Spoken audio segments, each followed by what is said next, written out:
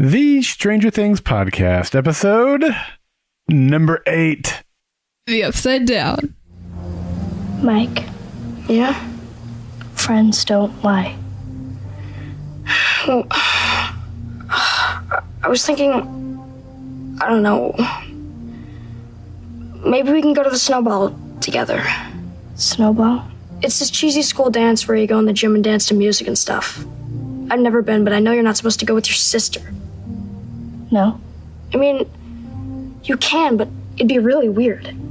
You go to school dances with someone that, someone that you like. A friend? Not a friend, someone like a...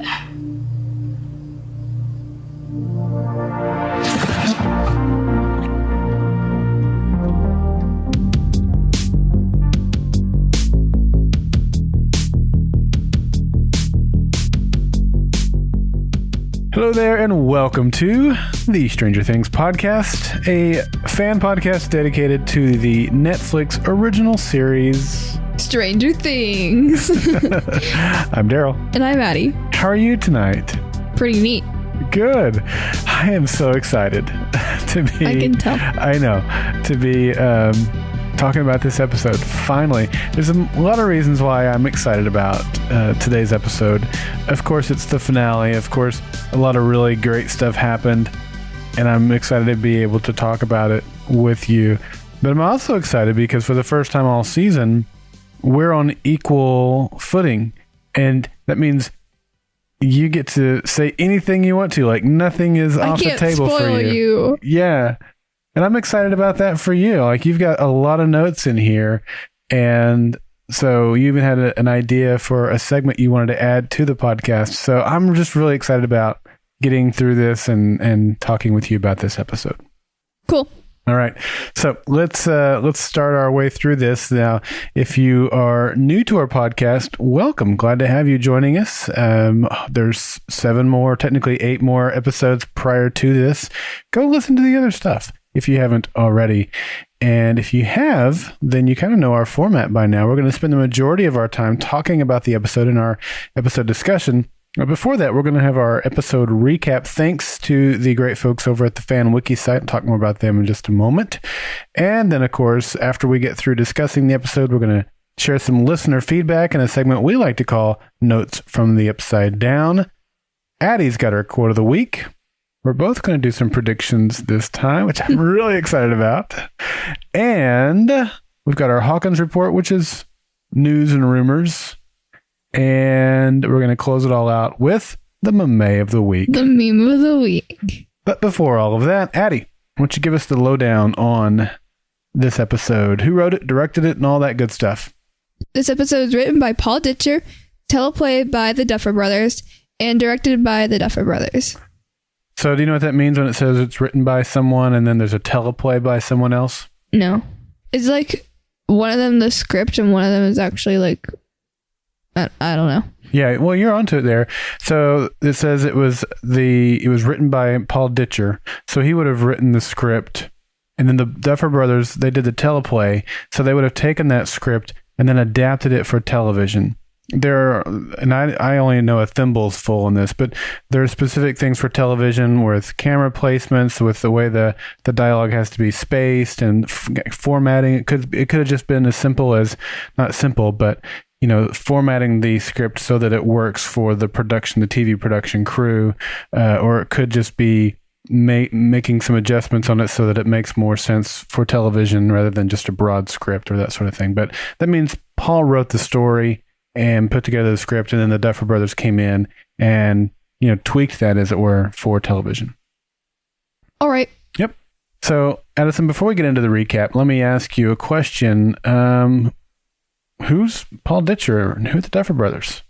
Paul Ditcher is the writer of this episode of Stranger Things, and the Duffer Brothers are the people who did the teleplay and directed this episode of Stranger Things. Duffer Brothers, they sound familiar. I wonder how they're connected to each other. I think they're brothers. Okay. All right, well, we did that again. I'm hoping we ditched that little bit for season 2. It's getting a little old, I think. Like you. Set myself up for that one. You really did. Yeah. All right. Well, let's move right into the episode recap. As I mentioned a moment ago, this comes to us from our friends over at the Stranger Things Wiki. We want to give credit where credit is due. You can find them over at strangerthings.wikia.com. And I'm a big fan of fan wikis for all the television shows that we've ever podcasted about. This one's no different. Lots of great stuff. If you've forgotten a character, you want to know the story about something, or find out what the music was in an episode, or all kinds of cultural connections and different things like that, go check it out. strangerthings.wikia.com. All right, and here we go with the recap. After getting caught sneaking into the Hawkins laboratory, Hopper and Joyce are being interrogated by Dr. Brenner and his men. Brenner reveals to Joyce that the scientists at the laboratory don't understand the monster's behavior, and he needs her help to stop it. Joyce refuses and tells him to go to hell. In another room, Hopper reveals everything he knows about Eleven and the laboratory's experiments. The agents threaten to inject him with drugs. However, Hopper makes a deal with Brenner so that he and Joyce can find Will. Nancy and Jonathan are off to find the monster and end it once and for all. The two are armed with weapons and set up a bear trap inside the Byers' home to catch it and kill it. Meanwhile, Joyce and Hopper set off to find Will inside the Upside Down, putting on special suits to protect their bodies from the toxic atmosphere. Inside the gate, Hopper recalls a memory of his late daughter Sarah having trouble controlling her breathing after Joyce experiences some shortness of breath. Joyce and Hopper reach the Upside Down's version of Castle Byers, where Will was hiding when Eleven contacted him. The shack has been destroyed and Will is nowhere to be seen. Hopper notices a small stuffed lion laying on the ground. The toy triggers another flashback where the late Sarah is holding a similar stuffed tiger as Hopper reads to her in a hospital bed as she slowly dies from cancer. Back at the Byers' house, Nancy and Jonathan attempt to lure the monster into the house with their blood. Steve then shows up in a panic to talk to Jonathan and make amends. He's surprised to see Nancy, who quickly tells him to go home. But after seeing Nancy's bandaged hand, Steve bursts into the house to see what's going on. Nancy pulls a gun on him and tells him to leave. He hesitates, and the monster breaks through the ceiling of the room that Steve, Jonathan, and Nancy are in. They lead the monster towards the traps, but the monster escapes. Nancy and Jonathan stress that Steve should leave now, as the monster will come back.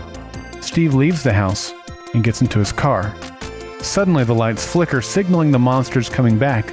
The monster pins down Jonathan, almost killing him, but Steve returns to the house and assaults the monster with Jonathan's baseball bat.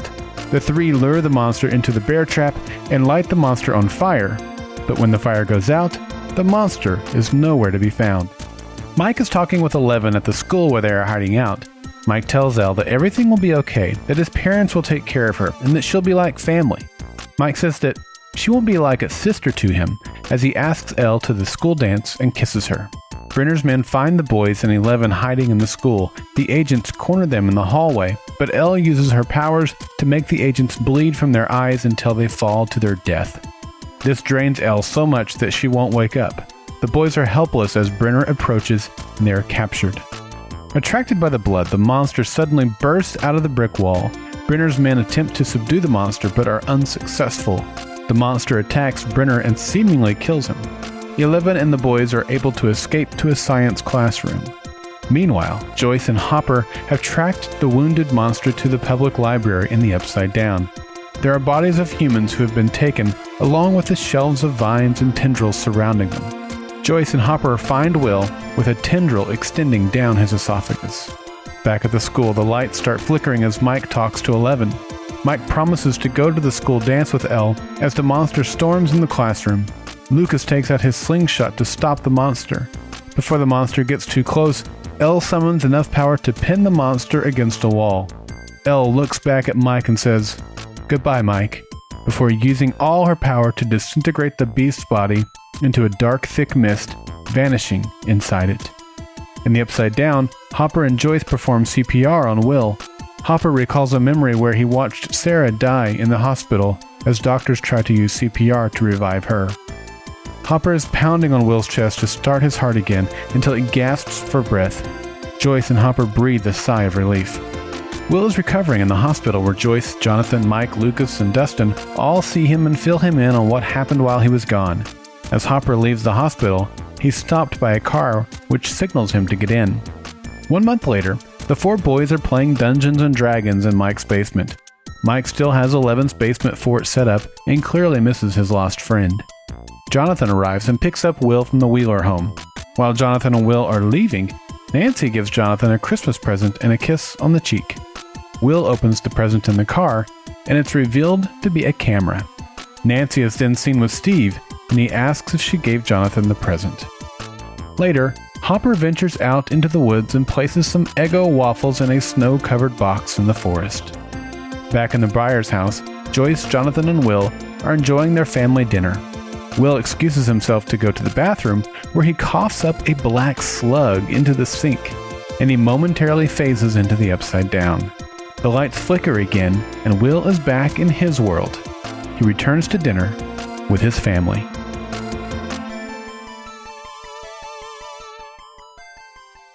All right. Excellent stuff. Lots to cover in this episode. Let's talk about it. Okay.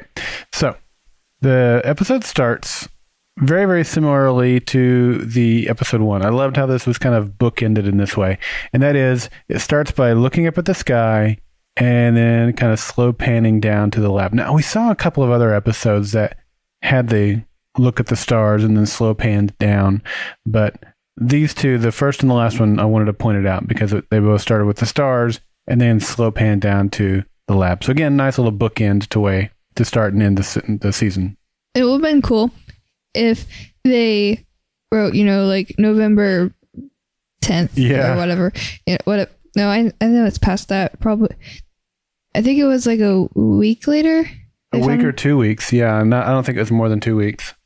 Yeah, that would have been cool if they put the date and then like the location like they did in episode 1. Yeah. Yeah, it's a good point. So when last we saw Hopper and Joyce, he broke into the lab and they got captured. Now I said then it seemed like that was his plan, but it didn't seem like a very good plan to me, but I think he must have done that on purpose because he's been really good so far. Turns out he did get captured on purpose. I still don't know that was a good plan. We'll definitely talk about that, but it worked, so I guess it was a good plan. But we learn a little bit of information here from, I think it's Brenner when he's talking to Joyce. 6 people have gone missing in the last week. So maybe it has been about a week since Will went missing. So by my count, that's Will, Barb, those 2 hunters that we heard about kind of mid-season, and 2 more. I'm not really... I think one of them, he might be counting Shepard, the scientist. Oh, that's a good point. He could be. Mm-hmm. Yeah, but I don't know who the other one is. Yeah, not that we have to. Just thought that was interesting. So something maybe to tuck away for season 2. Maybe it's not important. But anyway, we learned that there's 6 more. Brenner tries to tell Joyce that he needs her help. Kind of the same, not the same, but similar type of manipulation. He was talking to the Wheelers? Yeah, he was talking to the Wheelers, just trying to gain their trust and just sleazeball. I love Joyce in this scene, though. She's seeing right through it. She calls him out on his crap, He's like, no, I'm not going to help you. You, like, I know what you've done. I know who you are. You faked my son's death. We had a funeral for him. I'm not going to help you. Yeah. I was so glad to see her do that. She calls him out on his hypocrisy. He's trying to act like he's a nice guy, not. And then the very next scene, Hopper is being interrogated by the blonde lady. I don't even know if we know her name. Certainly don't remember it. And some other lab rat. And he's the same way. He calls him out for, they're like, what do you know? He's like, I know everything. And you don't normally see this in TV shows. Like normally they try to play coy, like, I don't know anything. He's like, psh, I know everything. And just starts laying out all the stuff that he knows about them, just like Joyce was doing to Brenner. And so they decide they're going to kill him. They're going to make it look like he was a junkie and he overdosed, and they're probably going to, plant his body or ditch his body, probably plant it somewhere. So then he does something that I completely did not expect. He tries to make a deal with them. He says, you guys give me Will and we'll forget it all happened. This never works. You hear this all the time on television, or, maybe someone's been kidnapped, and you say to him, if you let me go, I won't tell anybody. or whatever the situation is. You try to make a deal. I won't tell anybody. None of this ever happened. And then they die. Like in the Goonies, they said that. Let us go. We won't tell anybody. Yeah. Then they die, just as you said. So, needless to say, I was quite surprised when this deal seems to kind of work. Although, we learn as the lab rats are heading out that they kind of took the deal because they felt like Joyce and Hopper were not going to make it back from the upside down. They were basically giving them what they wanted. They were trying to get rid of them. They were getting rid of them. They were getting what they wanted too. And they knew it wasn't safe in there because, one of their own scientists died. Yeah, Shepard, so they I don't think they warned them because they probably didn't. It's like getting a job somewhere. You need to know the work conditions. Yeah, that's important. Yeah, they definitely didn't warn them. And sure, they thought they were sending them off to their death. It's a risky move, though. I mean, as the lady points out, it's a risk, but obviously didn't work out the way they expected it to. But I was surprised. I was really surprised that they agreed to do the deal. What I was more surprised about, though, was that Hopper gave up the location of Elle and the boys. He really is Lando after all. What the heck? Why would he do that? I know. I think he should have told him, try, Joyce's house. They're probably there. Like, no, they should have told them a location that's like on the opposite side of town. So, and lead them on like a wild goose chase. That'd be really funny. But no, he didn't do that. Yeah. Or say, hey, I've got them locked up for safety at the police station. And then lock them up. I don't know. I was shocked. I cannot figure out what he was thinking. I get his plan with Joyce to go into the upside down to rescue Will. That was the only door they knew of. And so, that's the reason I thought they went to the lab in the first place. So all that makes sense. But I can't figure out. So if you're listening to this and you can send me a reason why he would have done that, I'd love to hear it because I'm not coming up with any reasonable reason why he would have done that. Even if he did expect to come out with Will, like, did he just expect to come out and now he's alive and he's going to arrest them all, or, use Will to prove that they did what, like go back on his word? Like it was all, maybe so, but that seems like such a huge risk. Or like what if they all, killed the kids and then Will comes back out alive and he finds all his friends dead? That would be really sad. Yeah, exactly. I mean, that obviously doesn't happen, but that would be really sad. It very easily could have happened. I mean, not because of the scientists. Although the scientists weren't really going to be doing friendly things with the kids, but the kids almost died anyway. But yeah, I don't know. That was a head scratcher for me. Okay, let's talk about Jonathan and Nancy, because we had seen all these little pieces. Like we saw the bear trap and we saw the spikes and the gasoline and lighter fluid and all that stuff before. Now, so you kind of could get an idea of what they might do with it. Although I was quite surprised they decided to do it in the middle of the house. I thought they were going to take it out to the woods, like where the deer was, and set up the bear trap there. I'd never envisioned them going into the middle of the house, the hallway, and setting it up there. That would make more sense. I mean, he destroyed his house even more than it already was. Yeah. Yeah, totally. Yeah, I'll talk a little bit more about that in a minute. But yeah, so we get the bear trap, the loaded gun, the spiked bat. Now, the spiked bat. Now you get it. So now we can talk about the Funko Pop that we, I saw Steve, he was beat up. Okay, we got the answer to that. But the other thing was he was carrying a bat. So yeah, as soon as I saw Jonathan hitting those nails into the tip of the bat, I'm like, oh, okay. Steve's going to show up any minute now. And so when the banging on the door started, I knew immediately before the door opened who it was. So I did get a little spoiled on that, but it wasn't a big spoiler. But yeah, I definitely got spoiled by the Funko Pop a little bit. I mean, but did you know that it was going to be Jonathan who beat him up? Oh no, I had no idea how Steve got beat up. Honestly, because he had the bat, I figured the spiked bat had something to do with the demogorgon. So for all I knew, Steve got beat up by the demogorgon, and the bat was his defense and how he survived. That was the best I was able to come up with. That was awesome. Whenever whenever Steve shows up and Nancy's like, okay, you need to leave. Yeah. And she pulls a gun on him. And I'm like, you should have shot him. Well, she's counting down like she's going to. There's no chance she's going to shoot him.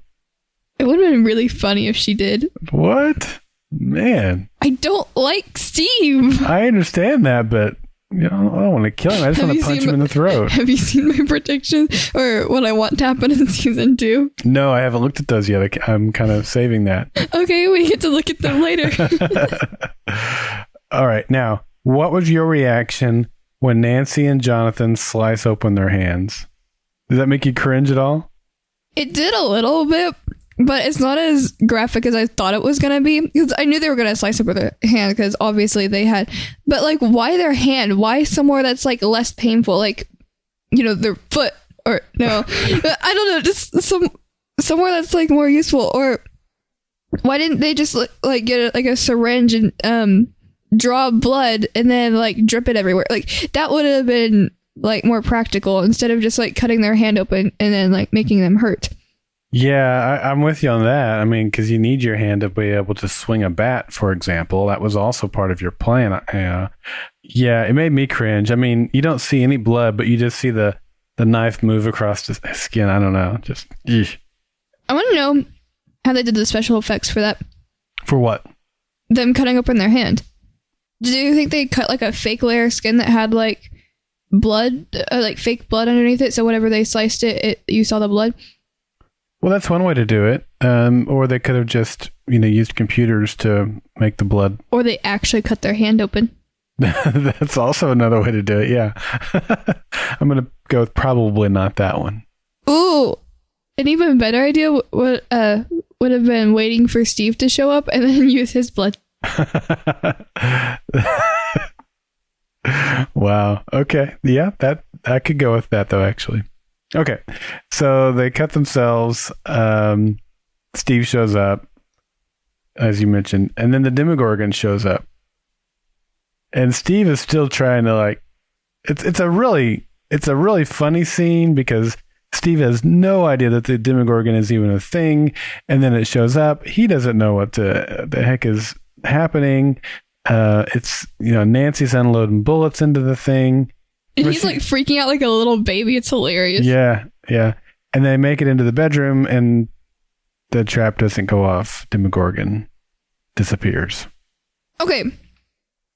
When I first watched this, I totally expected them to go out into the hallway and the demogorgon is going to pop out at them. That didn't happen. I was kind of not disappointed, but I thought it was kind of weird because that doesn't usually happen in TV shows, and especially one like this. Well, yeah, I mean, they've done a couple of jump scares. We talked about it in the last episode. Not me on this case. I did think it was gone, but that's only because of the lights. The lights had gone down, so I figured that meant the demogorgon wised up, which meant that I was surprised that he came right back and then got into the trap. We'll talk about it here in just a little bit, but no, it was, he's gone. I thought he was in like a different room or something because I noticed the lights, but I thought he was in like a different room. Yeah, that makes sense. All right, let's talk about Hopper and Joyce a little bit. We'll make our way back to the Byers house in just a little bit. Okay, Hopper and Joyce are making their way through the forest in the Upside Down, and we see a big, giant egg. Right? Isn't that what that was? I think so. Now, I'm sure that when you saw that egg, let me ask it a different way. When you saw that egg, did it remind you of anything, or what did you think of? I don't know. Nothing in particular? Maybe like a baby dragon or something. Yeah. I don't know. Maybe that's where the demogorgon came from. Yeah, I mean, go ahead. I mean, but you see it in Eleven's, like flashbacks and stuff whenever she's in the isolation tank. So the egg would have had to have been there for like a really long time because, the demogorgon looks grown up unless it's just a really big baby. Well, or it's a rapid ager. Or that, yeah. But still. Yeah, those are great points. There's no telling how long it's been there. My assumption also is that it's the Demogorgon hatch, where the Demogorgon hatched from. or that it's an offspring of the demogorgon, like there's something else out there besides the demogorgon. What it reminds me of is a movie called Alien. Have you ever seen that? No. So Alien is from 1979.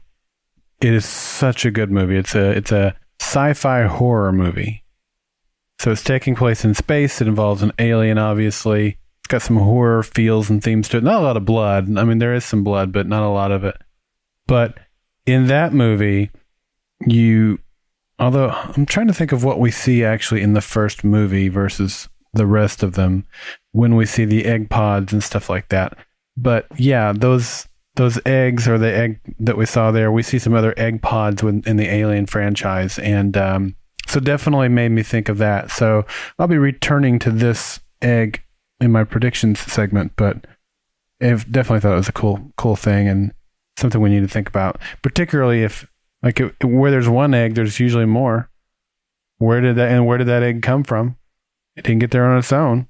So even if it did hatch the demogorgon, what put it there? So where's the mommy demogorgon? Exactly. Where it leads to more of this. This didn't just come on its own. So it's definitely something worth remembering for season 2, I think. Okay, so we also see destroyed Castle Byers. No surprise there. That's how episode 7 ended. We see the stuffed lion there at the Castle Byers, and I keep thinking it's a tiger. Well, it might be a tiger, and the one we saw in flashback with Hopper that we're just about to talk about, that one was a tiger, wasn't it? I think so. It was, yeah. So maybe we should try to figure out where we should stop here, because the next thing I have in my notes about Hopper and Joyce actually involves Will, which I guess we're there. So, and this is obviously, we're talking about these pieces. These are pieced throughout the episode, but eventually they make their way to the library. And of course, Will has a tentacle down his throat. And we'll talk about that when we talk about the very end of the episode. But let's talk about the flashback sequences. We got 4 or 5. Some of them are just a flash of a flashback. Some of them, several seconds or even few minutes long. What were your thoughts on the flashback sequences? I don't know. I mean, whenever it's him with his daughter, I'm like, okay, why is she breathing like that? That's kind of weird. Mm-hmm. And then I'm guessing she has cancer or something. Mm-hmm. So and then you see Hopper crying, which Hopper seems like a really strong man, and he doesn't cry very much or something. But yeah, it's kind of weird, like, seeing him cry. I don't know. I feel like Sarah's not actually dead, but at the same time, like, you obviously see her die. So I don't know. I don't really know how I felt during that. Yeah. Well, the whole thing was super sad for me. I mean, as a parent, which obviously you're not yet, I mean, losing a child, I think, is the worst thing that anybody could ever go through. Losing a parent, losing a child. When we first see her and she seems to have this breathing problem, I thought she had asthma. 'Cause that's what you do when someone has asthma. You kind of talk them through it and control their breathing and stuff. And but no, it's pretty clear. Like you said, she's got cancer. And when we see her bald, there seems to be no question that she's got cancer. The next time we see, when they first encounter Will and he has the tube in his mouth, then we get that flash of her with the tube in her mouth. Not a good sign. I mean, her health is degrading. And then the final flashback is when they're doing CPR on Will, and he flashes back to that horrific scene of he and his wife, I don't recall her name, just standing there helplessly as the doctors are performing CPR and their daughter dies. I mean, brutal stuff. You mentioned the scene too of him crying in the stairwell. Man, that just, I think you and I both have a lot of respect for Hopper, and we like him. But this certainly helps put him in greater context. I mean, we got some clues to this even in episode 1, so it was nice. I'd almost forgotten about it, really, because we've been so focused on the demogorgon and the kids and all this stuff that's happening on screen that I'd almost forgotten about the clues to Hopper's backstory that we'd gotten early in the season. Yeah, so right after the flashback with Hopper telling his daughter to just breathe, he asked Joyce if he's okay. I think that's really sweet. He's like, are you okay? Like, just the tone of voice he uses, you can tell he actually like cares. Yeah, you're absolutely right. Good. It was a nice touch. Yeah, he's a good dude. I think. I'm a little suspicious, but we'll get to that. All right, let's get back to the Byers house. Steve, Demogorgon's gone. Steve has decided he's going to get out of here. But then, like, immediately the Demogorgon shows back up. He sees the flashing lights. I was really surprised the Demogorgon showed back up so quickly. I mean, it was weird that it disappeared and then came right back. I don't know. Maybe it needs to pee or something. Maybe he said, before I eat, maybe I should go pee. Maybe it went to go wash its hands or something. Maybe. Okay. So it comes, is this when it comes to no, the lights go out and boom, it's behind them. Yeah, that's kind of scary. That was a jump scare. He takes Jonathan down to the ground, or Jonathan falls to the ground or something. And it's like over him and like drooling. And it like looks like so drools in his mouth. Oh, cringe. That's another alien thing too. There's a, in fact, I'm going to pull it up here because you might have seen this. There's a shot from the movie Alien. Okay, so here it is right here. Have you ever seen this before? No. So here we have Ripley. She's the main character, the hero. And here's the alien, drool just pouring out of its mouth, and it's off to the side. She's wincing. And there's, spoiler alert, there's another little alien head that pops out of its mouth. Like a little Pez dispenser. And it has teeth too.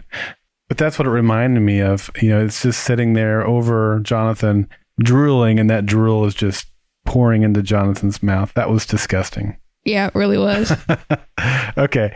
Nancy, this is when she really, I think she hit it probably twice before when it came through the ceiling. It seemed like she got it a couple of times. Mm-hmm. Now she unloads the entire gun. I think the gun probably held 8 shots. So it's now been shot 8 times and doesn't seem to have any effect on it. Steve starts unloading with it with the bat. Steve comes in, and I love it because he even takes a little moment and twirls the bat and hits it some more. And he's getting some really good shots. He's just trying to show off. Well, he's trying to be big bad, defend himself and his friends and all. I don't know. Yeah, probably show off too. It gets into the bear trap. Everything's going perfectly, and then they set it on fire. Yeah, I mean, whenever they set it on fire, you can tell it stays there for a little bit longer, but I think it disappears like right after. I couldn't tell when it disappeared. If it disappeared while the fire was still going, or if it disappeared when they put the fire out. Now you're making me wonder, because I was really upset that they put the fire out so quickly. I would have let that sucker burn until burn the house down. It's like when if you burn the house down when you find a hairy spider in your closet, you certainly burn the house down when you find a demogorgon in your hallway. Am I wrong? We should have been Steve. Wow. So I don't know. If you're saying the demogorgon disappeared, then maybe that's why they put the fire out. That makes more sense to me. Because I couldn't figure out why they put the fire out. They poured gasoline in the house. I mean, let's be real here. You're going to have to replace that carpet. I mean, and it would have, even that amount of fire would have burned the house down. There's no way they could have just put that out like that. But it's okay. I'm willing to suspend my disbelief. I mean, the fire looks so fake anyway. It did. Yeah. That's one of the few times in this show. They haven't gone heavy with the special effects. And when the Demogorgon is a mix of all like puppets and all the other things. So everything's looked pretty good. This was not their finer moment. You're right. So it's gone, as you said, but it is bleeding. They do confirm that you can see the blood of it kind of sizzling there on the bear trap. That's pretty cool. It got wrecked. So just to keep track of the Demogorgon's wounds, 6 to 8 bullet wounds, incinerated, and some slashes in his gut and arms, probably from the bat. And he's still living. And bear trap wound. Oh, yeah. Wait, what does a bear trap do? Is it just like, so you step in it and then it like clamps your foot or something? Yeah, it's got these spikes on it, and it clamps down to your foot. That's fun. Yeah, that's probably why he was bleeding. Although you would think the bullet wounds would cause, I mean, all of it. But yeah, I don't know. I kind of thought that the bear trap was what was causing them the most bleeding. I guess because I saw the blood on the bear trap, but it doesn't matter. Like I said, it should have been Steve. Yeah. And then he's gone. So can he like teleport? Yeah, I mean, he has the ability to go between worlds, kind of create a gate wherever he's at. Well, I don't know if he's like teleporting, like, I don't know if he can teleport like within the same world or if he can just create a gate wherever he's at. Yeah. And he's just switching to the upside down. It's hard to tell whether he's just like phasing in between worlds or he is ripping and creating a gate. I don't know. It's weird. Okay, so back in episode 4, Joyce and Jonathan go down to the morgue, and Joyce asks to see if there's a birthmark on his right arm, and you don't know if he actually has one or not. But whenever they are fighting after that, like on the sidewalk, you said that why didn't she just say like her point, like if there was a birthmark, like what was different about him, like how she knew it wasn't him. Right. But here it's like the same thing. Like Jonathan says mom, and then Joyce replies to Jonathan in kind of like a whispery voice, and like why didn't they respond? Like you can tell she's still there, like she knows he's there, and he obviously knows that she's there because of the lights, like, but why didn't they respond? Yeah, I don't know. I don't know. It's a good question. I am glad they did that with the lights, though. It kind of gave us the solid blinking lights. Because remember, I talked about how I thought the solid lights were luring Holly back to the bedroom. Mm-hmm. And that might have been Will doing that. Not that he was luring her, but it was those small solid lights. That's what we saw when Hopper and Joyce were walking. It's like the lights, that light trail was following their path, right? Mm-hmm. As opposed to the flickering lights when the demogorgon is coming. Yeah, and in like episode 3, after she puts up all the Christmas lights, you can see a little trail of lights leading to the cabinet where the big ball of lights is. Mm-hmm. But my question is, okay, so it was following them where they're going. So whenever you see the lights leading to the cabinet in episode 3, if it was Will, that would have meant that he started, by the kitchen or wherever it was, and then he walked towards the cabinet, and then he teleported back to the kitchen and kept walking towards the cabinet until she followed. Like, that doesn't make any sense, or you would have seen him walk back. Mm-hmm. That's true. You have a good memory. Thanks. Or you've seen it 20 times. Yeah. All right. Let's talk about the other kids. They're back at the school. And, there's some good conversation going on here. We haven't really talked about some of the things that led up to this point where Dustin and Lucas have gone off to find the pudding, which leaves Mike and Elle alone. You have anything you want to say about this scene? Miss Grinny Face over there. I love this part. In case you guys haven't guessed, this is... I'm surprised this is, I guess it is your third favorite. Yeah. This is one of my other favorite scenes. Yeah. I love it. It's just, he's like, well, not really friends, and then he just kissed her, and then like the look on her face, she's just like, oh, that happened, and then she smiles, and then he smiles, and then it's just so cute. Yeah, it is. Now, last episode, when they didn't kiss, I was like, yeah, I'm glad they didn't. I know. Did you see the look on my face then? Did it give it away? No. Okay, good, because I was like, okay, well, you're in for a treat next episode. And I have to say, with the way things ended here, I'm really glad they did. I'm glad that Mike did that, and it just it really helps. I mean, not that there was any doubt about him thinking she was cute and all this stuff. That was pretty obvious from day one. But anyway, I liked it. It turned out to be really well done. So good on you, Duffer Brothers. It was adorable. Yeah. A lot of really cool conversation. Mike is such a cool dude. He's like, my mom will adopt you and Nancy will be your sister and you can have all the real food. No more eating scraps in the basement. And she's like, and Eggos, yeah, you can have Eggos, but I'm talking about real food and we can go to the snowball together. And I know. He's just really helping her, wants her to know that you're going to be taken care of. You're going to have a family. Now, none of that might have happened. That's way beyond. It's like when you make plans with your friends. I know. I was thinking that. And then it's like, oh, thanks for bringing the parents in on this, grand idea you had. So who's to say if any of that would have actually happened? But it just shows his heart of wanting to make sure that she's taken care of and she has a family and she has real food. Those food and shelter and family, those are really important things. And so, yeah, Mike is just an awesome dude. They never got to go to the snowball. I've heard you say that phrase in that tone about 10 times today. Yeah. Guess they didn't have a ball. So, was that supposed to be funny? Shut it. So while Mike and Elle are kissing, Lucas and Dustin are getting the pudding, the lab rats finally show up. And man, this is intense.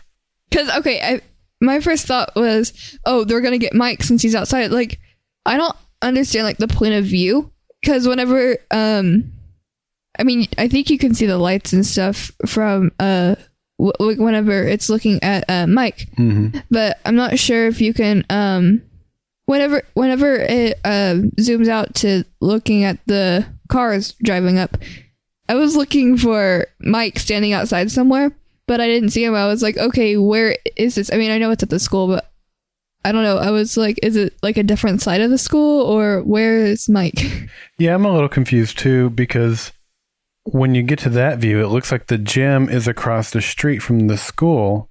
But then later on, the kids seem to go through the hallways into the classroom, like they do connect somewhere else.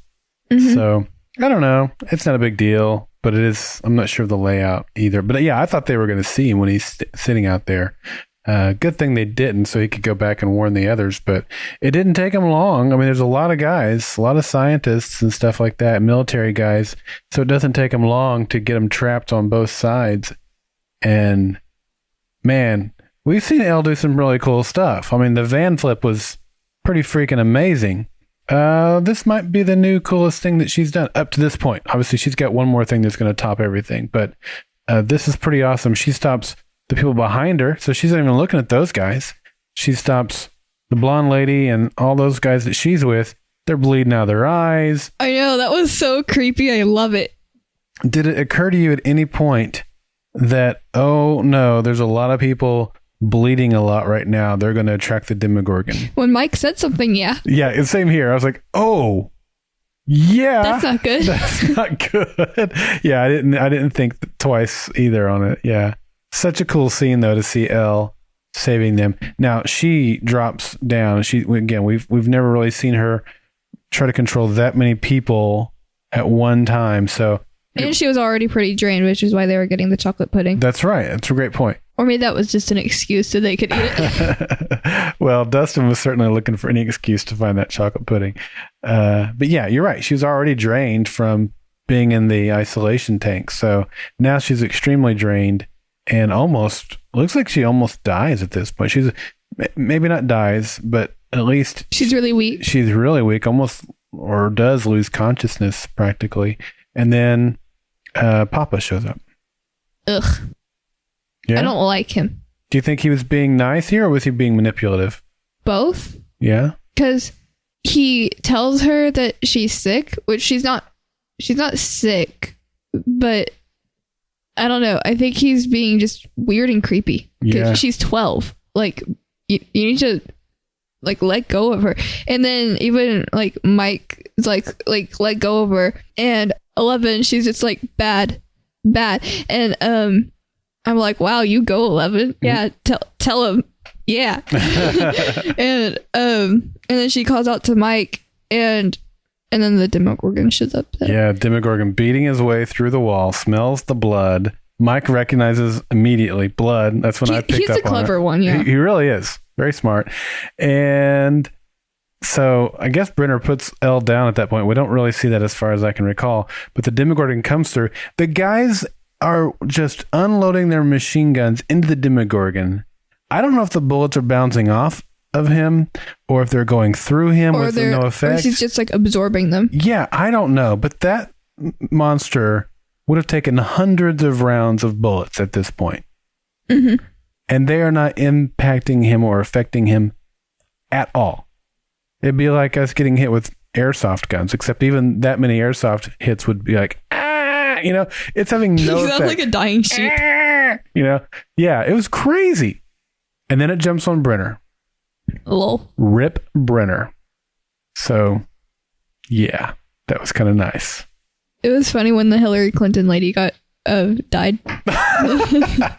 She does look like she could play Hillary Clinton on SNL or something, doesn't she? Yeah, I also said she died, so. Okay, so the boys take off running. They're hiding in the science room of the school. I don't know if that's Mr. Clark's room or not, but it's a science room. But if you look around, what's going on in there? And you hear all the other gunfire going off. So again, the monster's got to be getting hit by that stuff. Mm-hmm.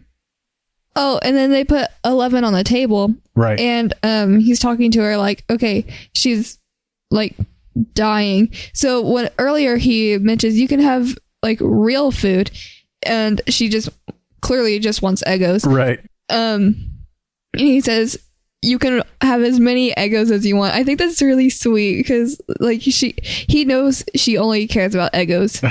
Like not even like just yeah, just Eggos. That's her food of choice. Yeah. Kind of like me. You do love your Eggos.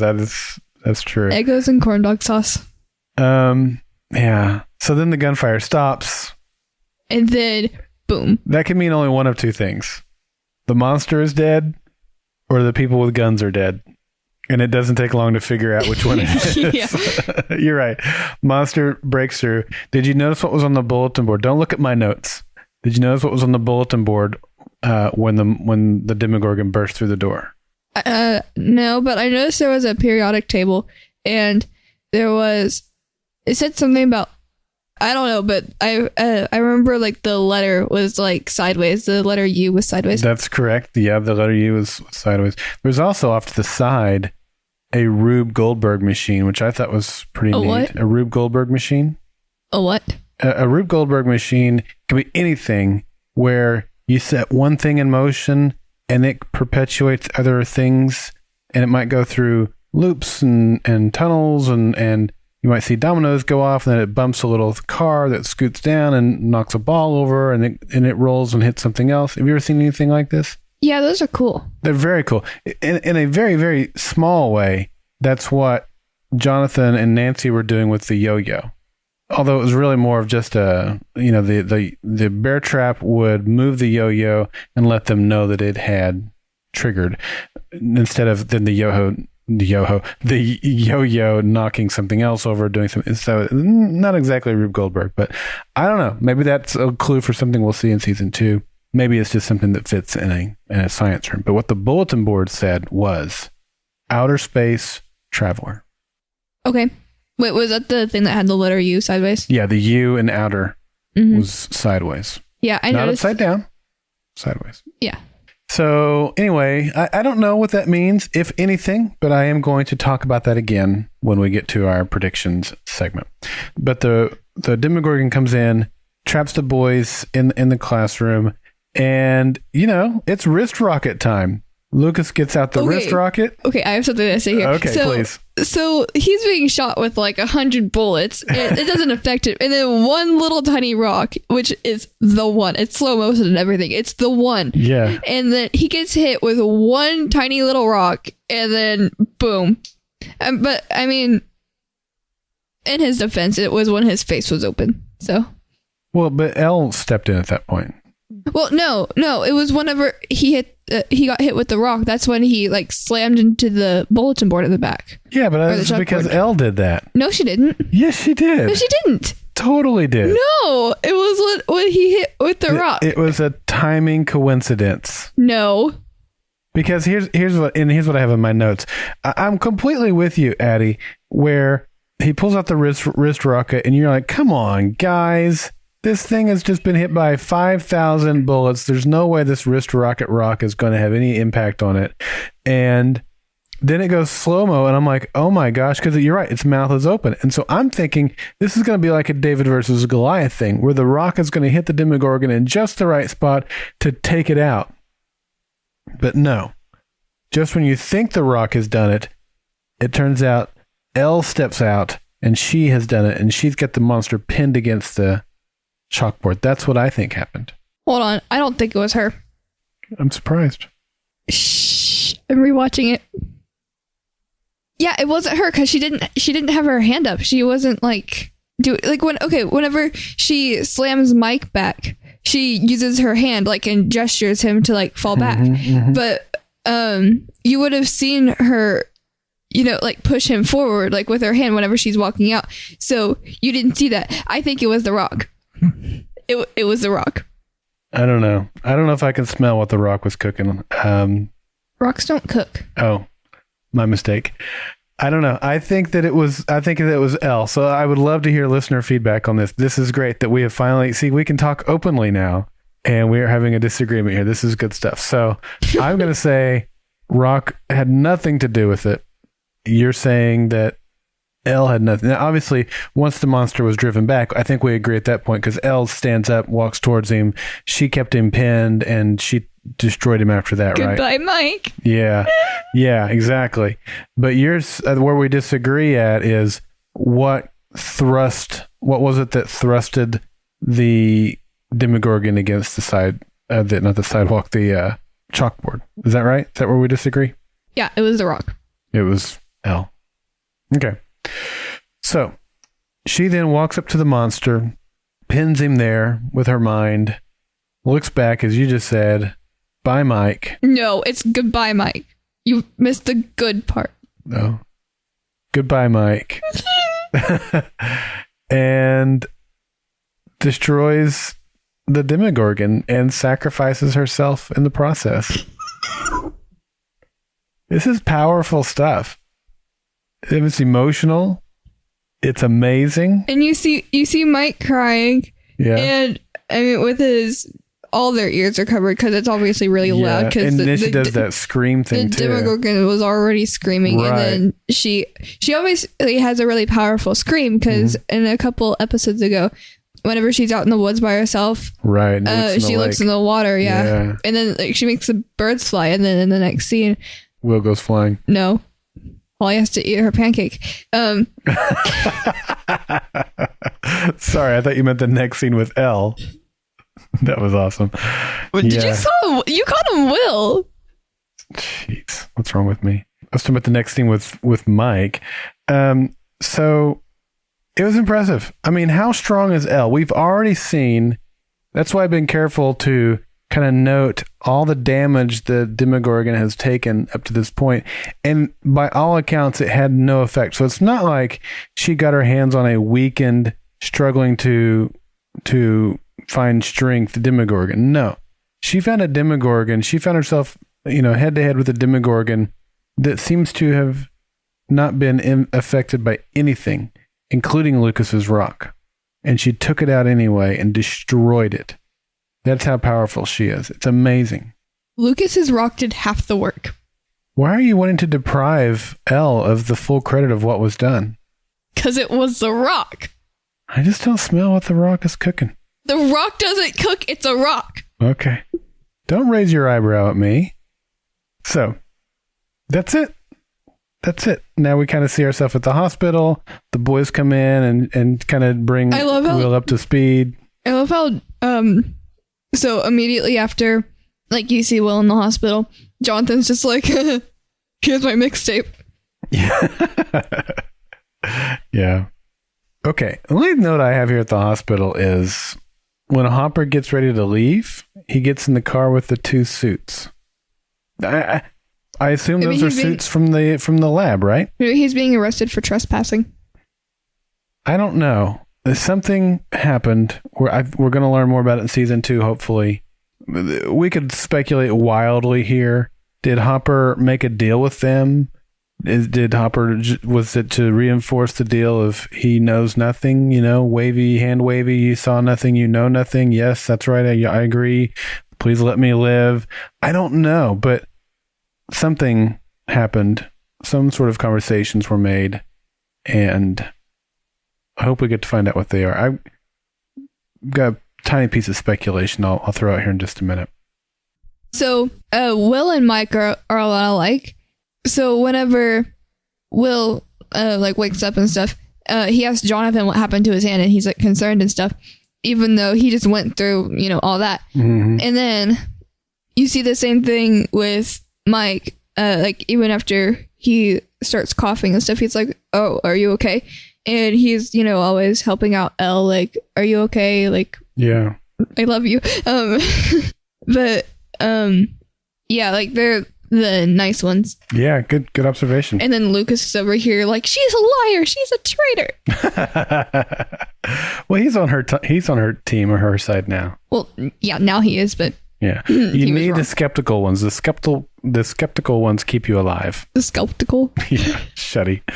All right, now we get kind of the epilogue of the episode. A month later, and the boys are playing Dungeons and Dragons again, and now we get They should have learned their lesson last time. I know. Right? Well, they did. Jonathan shows up to take Will home. No more riding the bike home at night. But this time they face the Thessal Hydra, but they kill it. Now, Colby and I, your brother, for those who don't know, Colby's Addie's brother, my son. Dobie. We were this morning in here going through Dungeons and Dragons, these 2 characters. We wanted to see how close the Demogorgon was to the creature we saw on the show. It doesn't really look anything like it. No, not really. It's got 2 heads. It's got this tail. Its hands are tentacles and not hands and stuff like that. And so I was curious to see how close the Thessal Hydra is to whatever we see in the red clouds in the season 2 trailer. And it looks nothing like it again. I mean, I thought it looks close because it looks kind of like a snake thing. Well, for what Colby and I thought it looked more like was a spider, where it's got all these legs and then maybe even legs coming off of legs instead of multiple heads, unless it's bent down and the heads are kind of down below, which you can see. I don't know. I didn't feel like it was close to any of the Thessal Hydra pictures that I could find. So I'm curious. I mean, it doesn't have to match the Demogorgon, but I would guess that they're going to call it the Thessal Hydra no matter what it actually looks like. But who knows? They killed the Thessal Hydra here, so maybe that's not going to be the name of the monster in season 2. I don't know. Yeah, I don't know. We'll find out. I can't comment on that. I haven't seen it. What I can comment on is the game ends and the boys are all upset. They're like, it was way too short. It was 10 hours. Right. I wish they would have said it was 8 hours, because I feel like all this dialogue right here was the voice of the audience. The season is now over.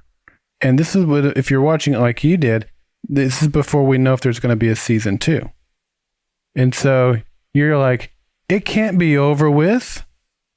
And the Duffer Brothers are going, but it was 10 hours or 8 hours, But you have all this and this and this. And the kids are pointing out all the little loose ends of the campaign that didn't get resolved. And we can look at the show and go, but da-da-da-da-da-da. And we can point out to all these loose ends that are still resolved. And I just thought this was them putting themselves in the audience's position, yearning for more.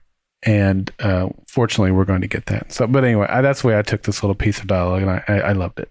What did you think when Mike looks over at the blanket fort? I was so sad. Yeah, it was sad. Yep. He misses. Okay, I thought Lucas actually said something funny for once. So whenever Jonathan comes down to get Will, he was like, have you guys been playing the game or just farting? And then Lucas is just like, oh, that was Dustin. And then he goes on this little song, Dustin farted. And I think that's hilarious. And then the look on Dustin's face, he's just like, really, bro? Yeah, it's pretty good. I wonder if Lucas, what's the actor's name that plays Lucas? Caleb. Thank you. Yeah, I don't know why I struggle with his name the most. I wonder if he made that up. That'd be awesome if he did. That'd be really awesome. Yeah. I mean, because he made up the bandana thing. So that's right. He sure did. Yeah. So the next thing we see in the epilogue is Nancy gives Jonathan a present. Looks like it might have come from Steve just as much as maybe Nancy and Steve put their money together. Who knows? I doubt it. I don't know, because Steve was definitely aware. Then why didn't Steve better have pitched in for it was a camera. Well, obviously it was a camera, but then why did Nancy give it to him? Why didn't Steve give it to him? I don't know. It should have come from Steve. He's the jerk face that broke it. But it was nice. Either way, it was nice that he got his camera replaced. So now he can go stalk some other people in season 2. Great. Yep. I want to find out what happened to Tommy and Carl, because we don't see them again. Yeah, it was great, wasn't it? No, I just want to know what happened to them, because I mean, maybe those are the other 2 people that are missing. That would be great. Should have been Steve. Well, Steve and Nancy are back together at the end. How'd you feel about that? No, you're making angry eyebrows right now. Very angry. Yeah. I don't like Steve. He should have died. And no, Nancy, you're so stupid. No. I mean, she obviously likes Jonathan at least a little bit. I mean, she kisses him on the cheek, but yeah, I don't know. I think this is something they went back and forth on. I think I saw an article on that. I was trying to not read it at the time though, so I don't know. Yeah, I think I saw something about them not wanting to choose Jonathan at first. I mean, Steve, yeah. Yeah. Ugh, Steve. I hate Steve. Well, it's just the end of season 1, we'll see what happens in season 2. I don't know that I wanted her to be with Jonathan either, but I certainly didn't want her to go back to Steve, at least not right away. Steve needs to earn it. We didn't see him earn it, really. He should have been the demogorgon. Okay. Hopper at the Christmas party. Put some food in a Tupperware container. And then he says, I was only here for the food. And I was like, literally me. Yeah, well, that's true. Goes out to the woods. And as soon as he pulled over, I knew, to me, it looked exactly where Will encountered the demogorgon. Out there on, what's the name of the street? Mirkwood, yeah. At least that's what it looked like to me. What I was shocked about, I mean, I was sitting in here, mouth agape, when he goes and he puts this food in a box. At first I was like, well, that's interesting. I wonder if he's leaving that for 11. And then he pulls out the Eggos and I was like, okay, so this goes back to him getting in the car with the suits. Does he know that 11 is still alive, or is he hopeful that 11 is still alive? I don't know. I know you don't know. What do you think? I mean, he wasn't there when it happened, but it has been, a month later. So, word could have spread. Yeah, I'm sure he got the details on what happened. I'm of the opinion that the suits told him, or at some point he found out that 11 is still alive, but he's not supposed to say anything to the boys. Maybe he sees 11 as his own, not his own daughter, but he lost a daughter, right? So maybe he's feeling like he can step in and I don't know. I mean, Terry? Maybe he feels like he could help Terry by getting her back. Maybe, this is a really, obviously it's a huge scene with lots of mystery and tons of speculation we can throw at it, but I don't know. If at the very least, I think it tells us, the audience, that she's still alive. They don't introduce Eggos back into the storyline at this point if she's not out there. Whether or not he knows, or whether or not he hopes, is irrelevant to this point, and that is that 11's still alive. I mean, there's no other reason to put Eggos on the screen, right? Mm-hmm. Yeah. Unless they were for me. Probably not. Oh, wait, I wasn't even born then. No, you weren't. You know how old I was in 1983? 7. That's right. I was 7 years old. And it was about this same year that Dad brought home an Atari. I had to Google what an Atari was. I had no idea. Oh, you've played a bunch of Atari games. You just didn't know what they were, I guess. Like, really? Yeah, Pac-Man, Centipede, Space Invaders, Galaga. Those would have come on different versions of the Atari. The Atari 2600 was very basic. Came out in 1977. Your mom was made. That's right. The year Mom was made. We finally got one in probably 83. I'm maybe 82. But I can remember distinctly Dad brought it home and it was the coolest thing ever. He hooked it up to the TV and we had to wait our turn in line while Dad got to play Asteroids. Dad was a huge Asteroids fan.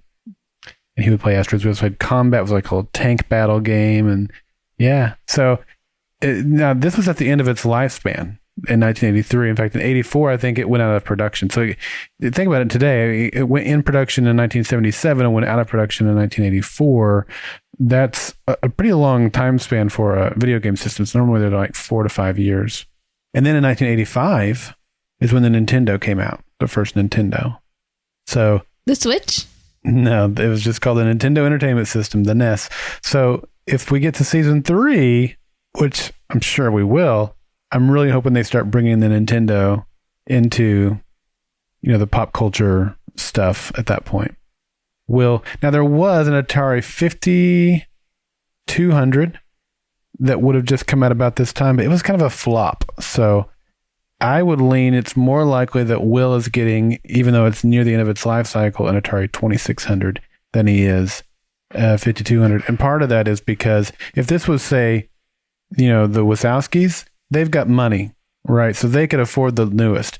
When the Atari came out, it was an equivalent of like $800 in 1977 dollars. But by the time we get to 1983, it's down to what would the equivalent would be, and if we were buying it today, would be about $100. And then by 1984, it's down to like $50. So it's really come down in price because it's old, it's getting cheaper to make it and that sort of thing. So you get families like mine, that's why we couldn't get one until 1983, because we didn't have a lot of money. We were poor, and they're obviously poor. So I would guess that he was getting the Atari 2600 instead of the 52. I mean, he also said that Dustin had one too. Yeah, and we don't know what Dustin's economical status is, but it's clear that the Wheelers have a lot more money than the Byers do. Yeah, I mean, Nancy even says that to Jonathan, right, that her mom married rich. Exactly. Yeah. Okay. Last scene, last little piece. The Byers getting ready to have dinner. That's when they have the Atari discussion. Will excuses himself to go to the bathroom. To go wash his hands. And instead coughs up a slug. And he gets a flash of the upside down. I don't know if it was like no, it wasn't a flashback because you can see him. No, it was like around. He could see that same space in the upside down. Well, I mean, obviously it would have affected him like a lot, but. Yeah. Well, we speculated that when Will came back, he wouldn't be the same. There would be some side effects. So earlier, whenever I said the Demogorgon needed to go pee, and then after I said or wash his hands, that's what I was referring to. Oh, I didn't catch that. Nice job. Thanks. All right. Well, I know we're going to talk more about some of this when we get to our predictions segment, but anything else you want to talk about before we move on to our notes from the Upside Down? Nope. All right. Well, let's do that. Let's move into the notes from the Upside Down, otherwise known as listener feedback.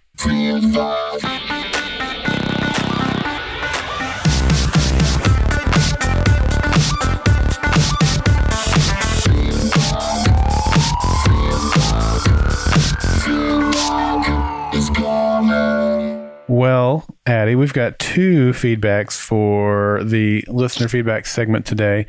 First one is from a first-time contributor, but no stranger to Golden Spiral Media podcasts. This is my dear friend, Justina. Hi, Daryl and Addie. I just wanted to call in and say thank you so much for this wonderful podcast.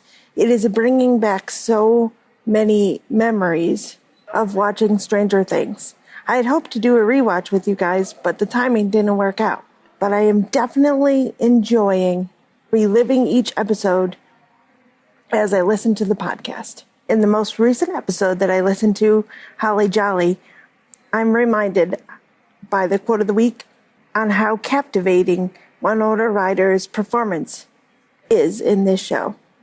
I love the blog posts and the meme of the week, although I also do enjoy the meme of the week because it sounds very fancy and refined.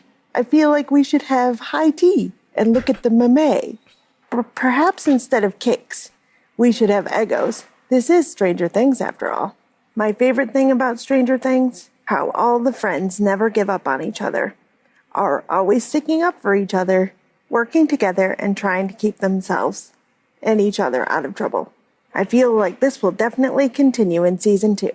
Counting down the days till Halloween and the next season of Stranger Things. Talk to you then. Bye.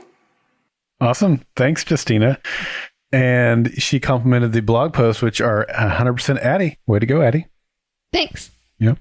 And, she gave approval for my May of the Week, too. So that might be the best feedback we've ever had. She was lying to you.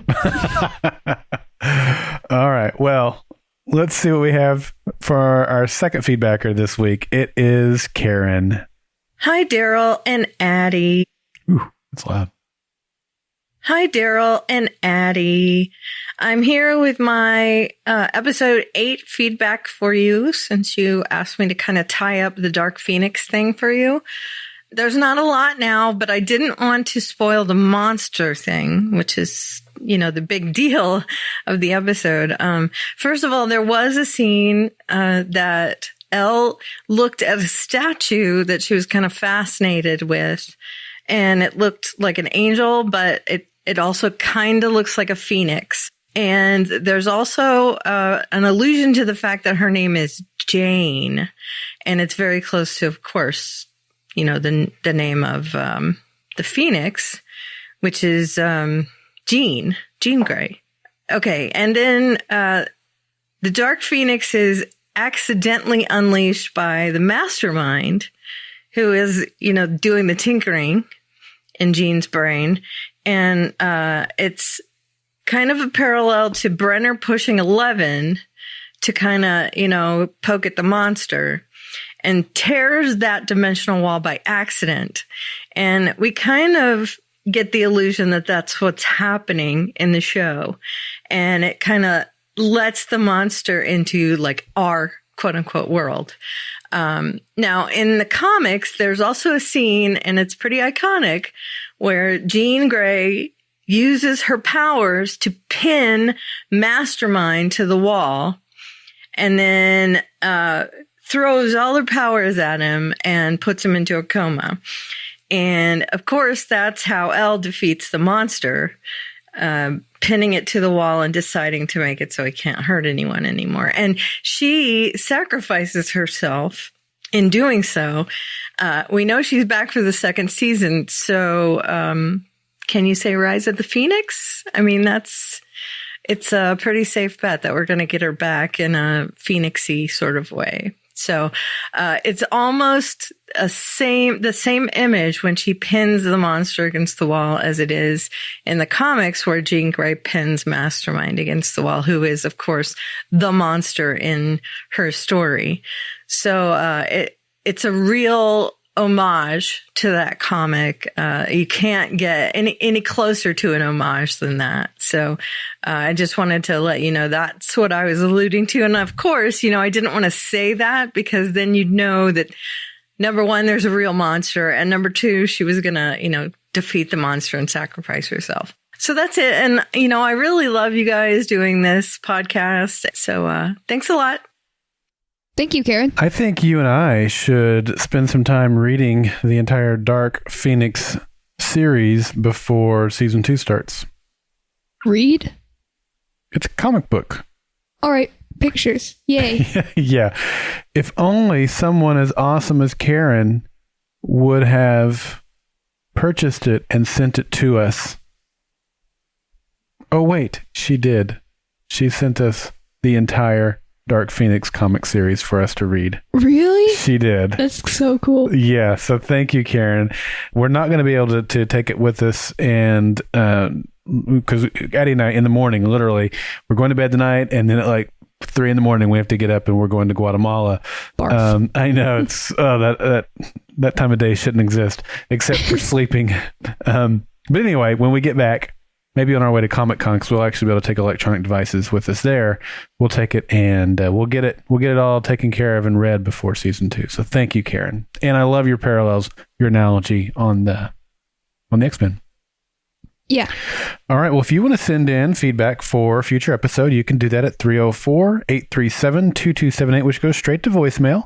You can just record until your heart's content. It'll hang up on you after either 2 or 3 minutes, but if it cuts you off, just call back and keep going. We'll stitch them together. Or you can head over to goldenspiralmedia.com/feedback, where you can type out a contribution, or you can upload an audio file, or use that SpeakPipe widget from either your computer or your mobile phone. What about social media?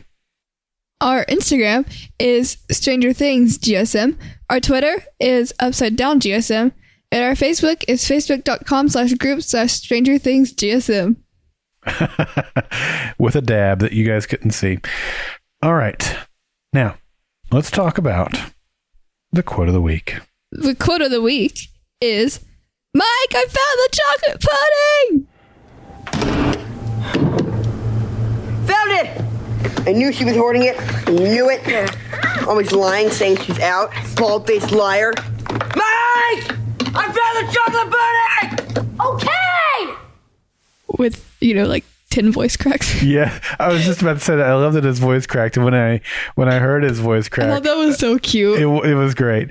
I wondered if that was original or if that was part of the overdubbing or what that was, but it was perfect. It was great. Yeah, he's adorable. I love Dustin. He's really cool. All right, Addie, you know what that means? It's time for the predictions. That's right.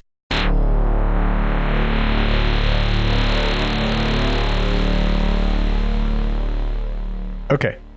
I would love for you to go first here. These are predictions or things we want to see in season 2. And I said earlier in the episode that you had an idea for a new segment. We kind of lumped it in here, but that was specifically what we want to see in season 2. No, it's specifically titled Things Addie Wants to See in season 2. I don't think your name's Addie. It's not, and that's good that you distinguished it that way, because I don't have anything to add to that segment. That's all you. So do you want to start there, or do you want to start with your predictions? I'll start with the things I want to see. Okay. All right. So in season 2, I'm hoping to see Nancy and Jonathan get together. And I know you said you didn't want them to, but yeah, I do. Okay. Wow, I just saw this. This should not be a surprise to you if you've made it this far in the episode. In fact, go ahead and make a prediction of what you think this will be, while Addison stops laughing at just how obvious this one is. All right, Addie, what is it? The second thing I want to happen in season 2 is Steve dies. Of course you do. All right. I put that in there as a joke, and then I was just like, not bad. Well, I don't think it is a joke as many times as you've mentioned it throughout our podcast today. Just this episode so far.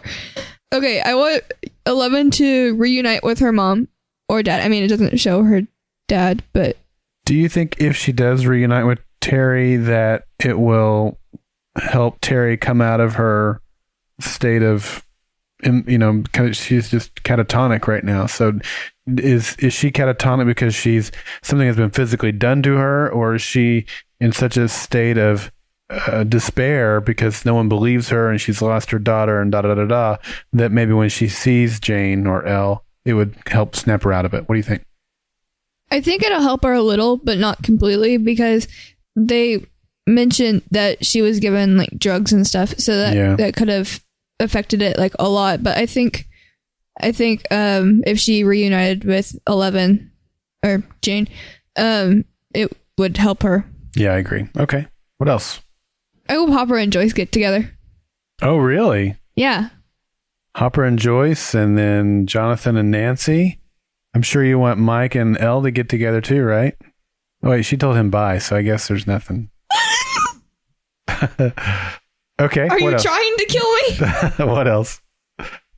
Well, okay. So Hopper and Joyce, they're like a really good team and stuff. And they are a good team. Are both very caring and stuff, and they care about children. Well, yeah, they do. So it shows 11 whenever she's in the bathtub, or the kiddie pool, it shows her talking to Will. Mm-hmm. But I don't know if it was just like in her mind or if like Will actually remembers it. So I'm hoping she and Will actually get to meet, because Mike talks about her a little bit to Will whenever he's in the hospital room. And I hope 11 reunites with the boys, all of them, with Will there. Yep. So that kind of goes into it. And I don't know, I just want to see Mike's reaction. He'll be very happy. And Yeah. And okay, I want to see more flashbacks from 11 and Hopper and Nancy.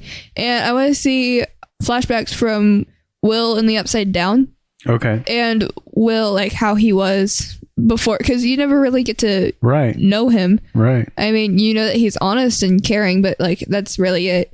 Yes, I want to see flashbacks from before the whole situation happened and when he was in the Upside Down. And going back to Nancy, I want to see flashbacks of her and Barb.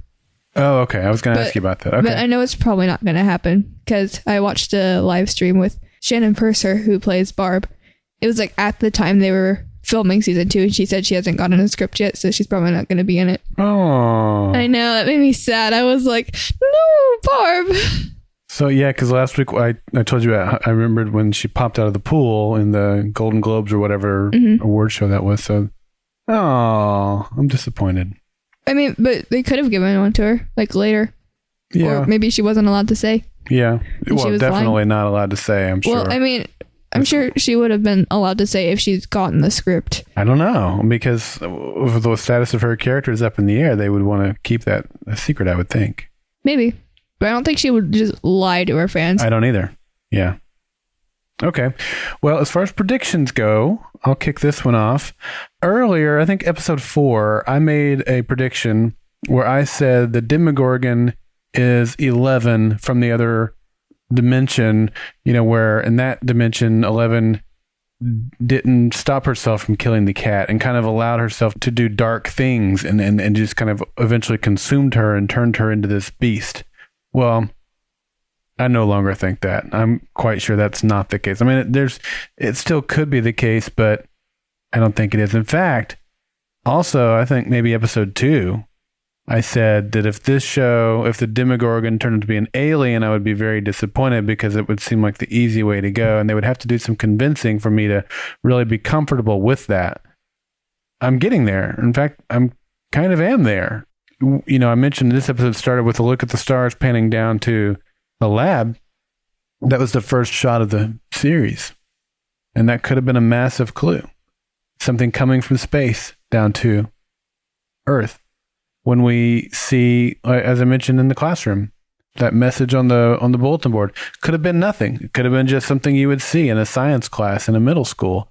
Or it could have been a clue that this thing that's standing right in front of that bulletin board is an outer space traveler. I doubt it. Yeah, I think that it could be an alien after all, and that's okay. I don't know what else it could be, except I think there are 2 possibilities here.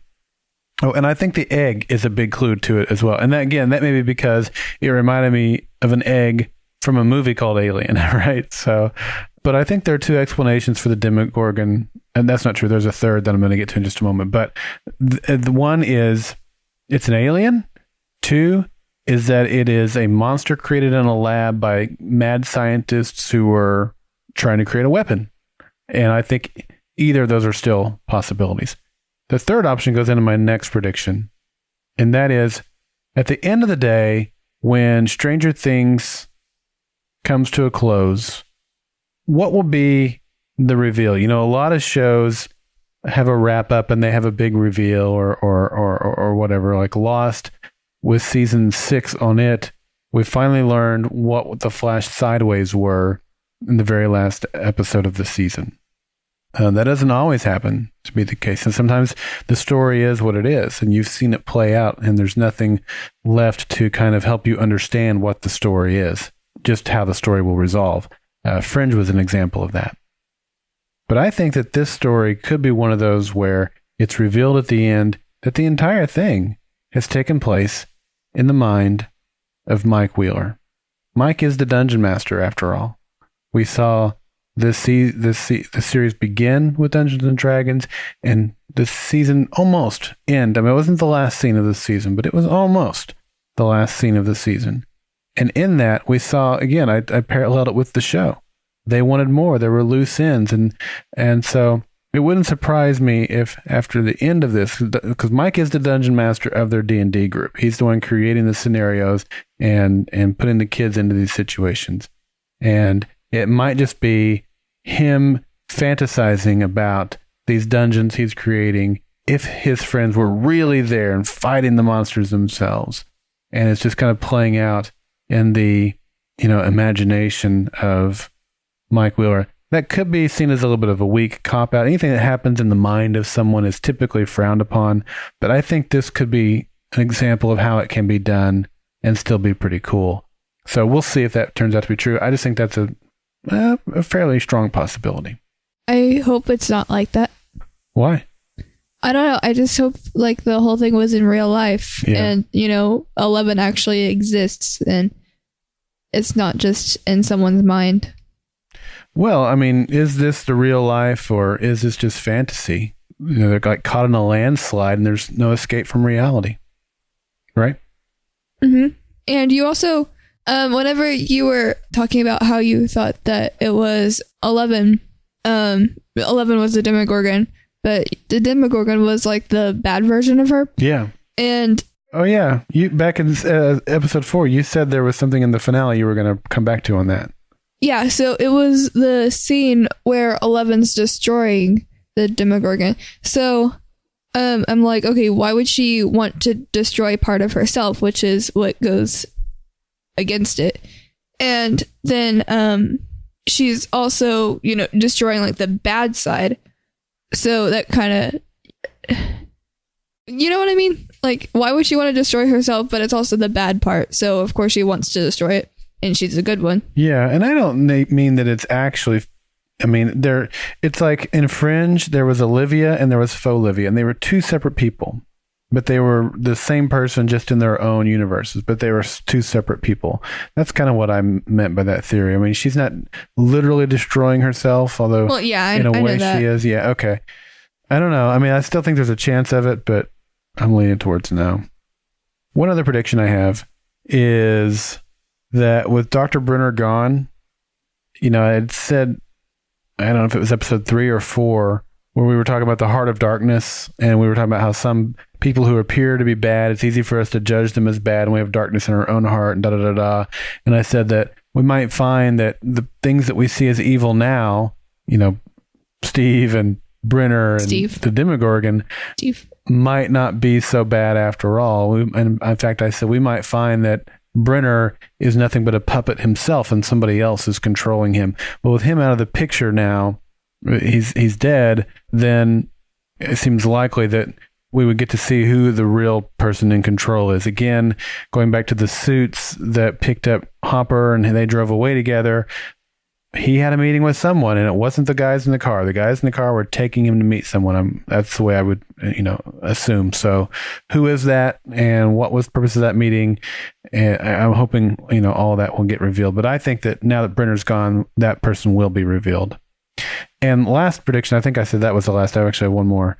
Will we see him spitting up the slug? He's going to have some abilities. This is not only going to have affected him traumatically and maybe adversely with the physical. He's coughing and he's got this slug stuff and all that. He has bronchitis. Ain't nobody got time for that. Nobody got time for that. But I think he's going to have some sort of superpowers now. Will it be the same as Elle's? I hope not. I'd like to see some diversity there. Will it be as powerful as Elle? I doubt it because he hasn't been through the process like she has. But if they find out he has powers, and I think we see this in the season 2 trailer, then those scientists are going to come and get him and, poke and prod him, and maybe he will become powerful like Elle. So those are my predictions. What about you? All right. So my first prediction is that Dr. Brenner is not actually dead. I saw that. Well, I'm glad we disagree on something. That's 2 things. The Rock. Remember The Rock. I know. You don't smell what The Rock is cooking. The rock doesn't cook. It's a rock. Okay. Anyway. Maybe it's like a king of scorpions or something. Was that supposed to be funny? Some of our audience has been getting my joke the entire time, and some of the audience had no idea that it was a joke. Am I part of the audience that doesn't know it was a joke? Yes. All right. Yeah, I don't think he's actually dead. I think he survived the attack. Uh-huh. And I think the lady for sure is dead. Yeah. The we agree Hillary on Clinton. that. Yeah, I think Hillary Clinton's actually. I think she's actually That dead. never occurred to me until you said it a few minutes ago. Lol. Yeah, I think she's actually dead. I mean, because there's blood everywhere. She was bleeding out of her eyes, so that's kind of a red flag that she's dead. Yeah, but I think Dr. Brenner survived the attack. Maybe the guys who are still shooting at the demogorgon distracted it. Maybe. But yeah, I think he's going to be different than he was before. So since we're all caught up here, I did a little research on season 2, and he's going to definitely. They said he was going to be like a villain or something like that. Brenner? No, Will. Oh, Will. Yeah, I mean that could have been like fake or something, but yeah. Interesting. I don't really want him to be a villain, but I mean I definitely think he's going to be different. Yeah. Yeah. Because, he's so nice before, and he goes into the upside down, which would make perfect sense for him to become a villain because, he's nice and caring. Right. And then he comes back up and he's the opposite. But I don't think 11's dead either, obviously. But, spoiler alert, she's not dead. Because, the season 2 teaser trailer, Lego my ego, you Lego my ego, 11! And then you see her with the bloody nose, and then you see different flashes, and at the end of the trailer, the Stranger Things music plays. Right. And then the Netflix sign turns upside down. So anyway, I watched it way too much. Or no, it says Halloween, and then the Netflix sign turns upside down. Yeah, so I think the Thessal Hydra is a thing that we saw in the sky in the season 2 trailer. Okay. And I think it's going to be like the new demogorgon. It's going to be like the monster of the season. Monster, yeah. Yep, maybe. I agree. And I think it's going to be like, like level 2, way harder than it was before. I like the way you put that. Yeah, let's do this. And I think we're going to. So they mentioned the Lost Knight, the Proud Princess, and the weird flowers in the cave. So I think those are all going to be pieces in season 2. And okay, so this is a question I have. It's probably really irrelevant, which I know it's really irrelevant. Okay. So I wonder if they kept Will's grave up, or oh, that's a good question. Or if they took it and used it for someone else. But I don't know. I really don't know. I mean, if they did keep it, it'd be kind of weird just keeping like a piece of plastic in there or whatever it was made of, because it was a lot of money to put in there. But I don't know. I mean, it'd be cool if 100 years later, or whenever Will actually dies, sad, they put his grave right next to the fake Will. Wow, you've thought about this way too much. Yeah. And they could put Steve's on the other side, except instead of 100 years from now, it could be now. Wow, such hate for Steve. I hate Steve. I've picked up on that. Okay, very good. Okay, anything else? So in episode 5, The Flea and the Acrobat, whenever Mr. Clark is explaining the upside down and how to get there, he draws 2 lines with the tightrope, and he puts arrows in in the middle of it. Mm-hmm. So I think the elevator area, I kind of thought about this before, but then it also kind of doesn't make sense. So I'm just gonna say it, and then it doesn't make sense at all. But the elevator area and that hallway is the in between, and then through the crack is the upside down, because it doesn't really make any sense. I mean, it kind of does, but kind of doesn't, unless that wall that 11 cracked was a wall that leads to outside, because it goes outside. Mm-hmm. So yeah, unless that wall was a wall that led outside, then it makes sense, because I would imagine there was another room behind it. You would think so. Yeah, because I mean it's a big lab. Yeah. We never got to see that because even when Joyce and Hopper went through there, the first time we see them is when they're already in the woods. Yeah. I mean, that it could have been right on the other side, but no, you would have. No, never mind, because you would have seen like the fence and stuff around it. Yeah, you would think so. Yeah.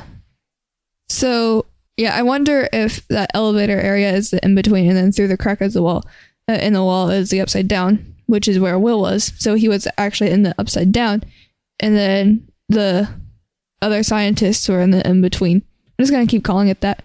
Okay, that's a good, interesting theory. That's an interesting theory. All right. Well, I loved being able to just talk openly about all this stuff with you, and I loved hearing your predictions and the stuff you want to see. Excellent job. And I have to say, here we are at the end, episode 8 of the season, and you have progressively gotten better every single episode, and this first season with you has been just a real treat for me. So I hope you've enjoyed it half as much as I have, because I have thoroughly enjoyed it. Thanks. I still want to do it the same format, though. We'll talk about that. We'd love to hear from you. I would love to do this style format the whole season where she and I are on equal footing and we can have, full discussions. She wants to binge the whole, she doesn't care except that she wants to binge the whole thing. I've been waiting a year. She doesn't have to wait to watch the whole season. So let us know what you think. What would you like to hear? Would you rather hear the whole season like we did this season where she's seen it and I haven't? Or would you like us both to take it an episode at a time? Once again, you can follow us on Twitter at Upside Down GSM, Instagram, which is Stranger Things GSM, or of course our Facebook group, which is facebook.com/groups/Stranger Things GSM. And of course, you can send in your feedback for future episodes over at goldenspiralmedia.com/feedback. All right. One last segment today, Addie, on a very long episode. What is the meme of the week? All right. So the meme of the week is a picture of the Arthur meme. It's a picture of, I think it's Arthur. Yeah, it is. It's his fist like next to his pocket and stuff. And, you'll definitely recognize it. And it's upside down. And the caption is, when the demogorgon takes you to the upside down. I like this because this is a pretty popular meme of Arthur's fist. So nicely done. Once again, you've chosen a good one. All right. And with that, we have come to the end of today's episode. Thanks for joining us on this journey through season 1. We've thoroughly enjoyed it, and hopefully you have as well. And hopefully you'll stick with us. We'll be doing some other stuff before season 2 starts. At the very least, we'll be doing a season 1 recap and preview into season 2. Even though we kind of talked about some of the preview stuff today, we'll have more to talk about then, because I will have watched the season a couple more times by then, and hopefully both of us will have more to say at that point. But as always, and until that time, stay strange.